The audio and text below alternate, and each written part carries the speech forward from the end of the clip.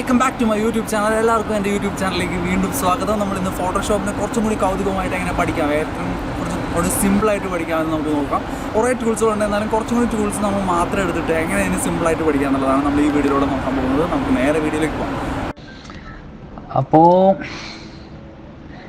എല്ലാവർക്കും ഒരു പുതിയ വീഡിയോയിലേക്ക് സ്വാഗതം. എന്ന് വെച്ചാൽ നമ്മൾ ഈ ഫോട്ടോഷോപ്പിൽ കുറച്ചും കൂടി എഡിറ്റിങ്ങിനെ കുറിച്ചിട്ട് നമ്മൾ ചെയ്യാമെന്ന് വിചാരിച്ചിട്ടുണ്ട്.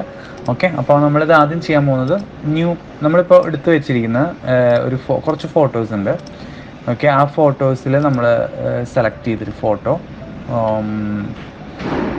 എഡിറ്റിങ് ചെയ്യാനാണ് നമ്മളിപ്പോൾ നോക്കുന്നത്. ഇപ്പോൾ കുറേ ഫോട്ടോസ് എടുത്തിട്ടുണ്ട്. അതിലിപ്പോൾ നല്ലൊരു ഫോട്ടോ അതിൽ നമുക്ക് എഡിറ്റ് ചെയ്യാൻ എങ്ങനെ കുറച്ചും കൂടി മെച്ചപ്പെട്ട രീതിയിൽ അപ്പോൾ ഈ ഫോട്ടോ നമുക്ക് നോക്കാം.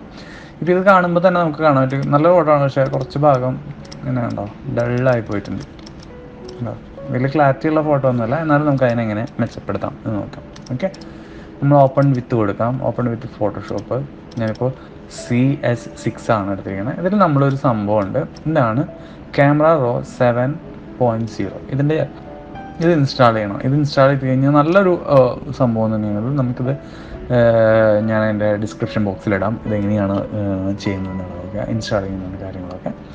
അപ്പോൾ ഇതിൽ നമുക്ക് കണ്ടോ ഈ സാധനം നമുക്ക് വളരെ ചത്തു കിടക്കുന്നൊരു രീതിയിലാണ് സാധനം കിടക്കുന്നത്. നമുക്ക് അങ്ങനെ പല രീതിയിലുള്ള ഇത് കുറയ്ക്കാൻ പറ്റും. ഇപ്പോൾ ഇത് റെഡ് കുറച്ച് കൂടുതലാണ്, അപ്പോൾ നമ്മളിത് കുറച്ചു.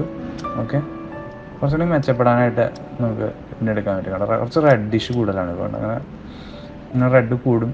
ഇപ്പോൾ നമുക്ക് ആവശ്യമുള്ള ഒരു നോർമൽ ലെവലിൽ അതിനെ കൊണ്ടുപോകാം. അപ്പോൾ പണ്ടുള്ള ഒരു ഫോട്ടോയിൽ നിന്ന് നമുക്ക് കുറച്ചുകൂടി വൃത്തിയാക്കി എടുക്കാനായിട്ട് സാധിക്കും. ഇത് നമ്മൾ ഫോട്ടോഷോപ്പിൽ നോർമൽ ചെയ്യുകയാണെങ്കിൽ കുറേ ടൈം എടുക്കും. അപ്പോൾ നമുക്കത് ഒരു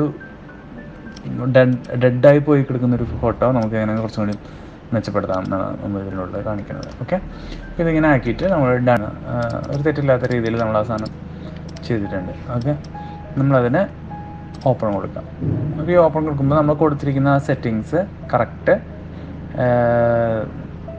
അതിലേക്ക് ഓപ്പൺ ആയിട്ട് വരും. നമ്മൾ ആ ഫോട്ടോ നമ്മൾ കണ്ടില്ലേ, നമുക്ക് വേണമെങ്കിൽ ഞാനിത് രണ്ടും കൂടി ഓപ്പൺ ചെയ്ത് കാണിച്ചത് ഇത് കാണാൻ പറ്റും. കണ്ടോ, അപ്പോൾ ഈ ലെവലിലേക്ക് നമുക്ക് ഇതിനെ ഫോട്ടോനെ മാറ്റാൻ സാധിക്കും. കണ്ടോ, നമ്മളിത് ഫോട്ടോഷോപ്പിൽ ചെയ്യുകയാണെങ്കിൽ കുറേ അവസ്ഥകളുണ്ട്, അതിൽ ബാലൻസ് ഒക്കെ നോക്കണം.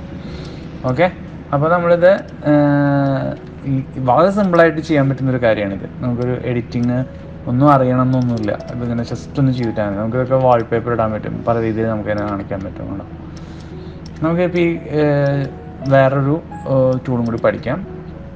പാച്ച് ടൂൾ എന്ന് പറഞ്ഞിട്ടുണ്ടെങ്കിൽ ഇവിടെ ഒരു ഏരിയ ഉണ്ട്. അപ്പോൾ ഈ ഒരു ഏരിയ മാത്രം സെലക്ട് ചെയ്തിട്ട് ഡ്രാഗ് ചെയ്യുക, ഡ്രോപ്പ് ചെയ്യുക. അപ്പോൾ ഈ സാധനം പോയി കിട്ടി. കണ്ടോ, അതുപോലെ തന്നെ. അപ്പോൾ ഇതാണ് നമ്മുടെ ഔട്ട്. നല്ല രീതിയിൽ അതിനെ ആക്കാൻ പറ്റിയിട്ടുണ്ട്.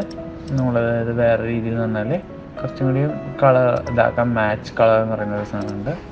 മാച്ച് കളർ കൂട്ടിക്കഴിഞ്ഞാൽ കുറച്ചും കൂടി ഒരു രസമാവും. ഉണ്ടോ,